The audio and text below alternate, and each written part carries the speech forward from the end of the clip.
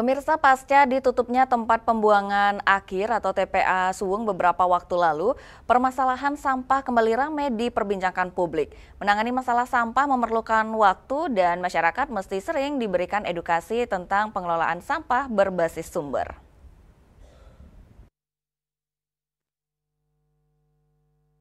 Sebagai daerah tujuan pariwisata dunia, kebersihan merupakan hal utama yang harus diprioritaskan di Bali. Hal ini sangat penting agar Pulau Bali tetap terjaga kelestarian, kebersihan, dan keindahannya. Seperti halnya di Kabupaten Badung, menjaga kawasan pariwisata agar bebas dari sampah tentu menjadi tantangan pemerintah saat ini. Terlebih dengan ditutupnya TPA Suwung per 1 Agustus, berdampak pada menumpuknya sampah di sejumlah titik. Banyak masyarakat menilai ditutupnya TPA Suwung terkesan mendadak.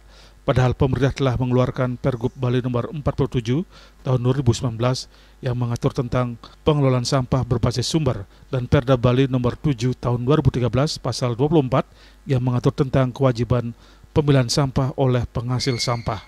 Menurut Ketua Komisi 2 DPRD Badung Imade Sade, adanya Pergub dan Perda ini belum mampu mengedukasi masyarakat tentang pengelolaan sampah berbasis sumber. Pihaknya sepakat dengan pernyataan Gubernur Bali Wayan Koster bahwa masyarakat harus mampu menyelesaikan sampahnya sendiri. Namun masyarakat juga perlu diedukasi tentang pengelolaan sampah berbasis sumber seperti tebo modern.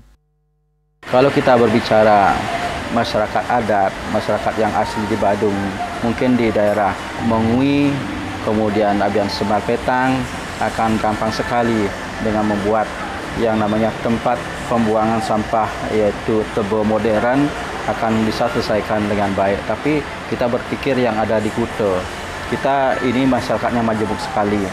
Sulit sekali kita mengedukasi karena ini berbagai belahan dunia dari berbagai daerah yang ada di Indonesia akan datang ke tempat kita juga tidak semua mempunyai pemikiran yang bagus dalam hal penanganan sampah ini.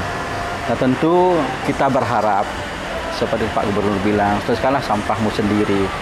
Memang kita juga menyetujuinya, tapi tidak serta-merta kita harus dengan keras serta-merta mendadak menjantakan kepada masyarakat bahwa masyarakat harus menyelesaikan sampah sendiri.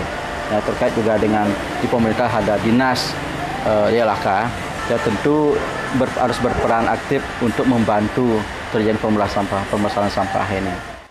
Politisi Partai Demokrat ini berharap keberadaan TPST di Mengwitani agar lebih dimaksimalkan oleh DLHK, termasuk dengan usulan pengadaan insinerator agar segera terrealisasi. Namun pihaknya berpesan agar mesin insinerator ini menggunakan bahan bakar yang ramah lingkungan. Andika, Bali TV.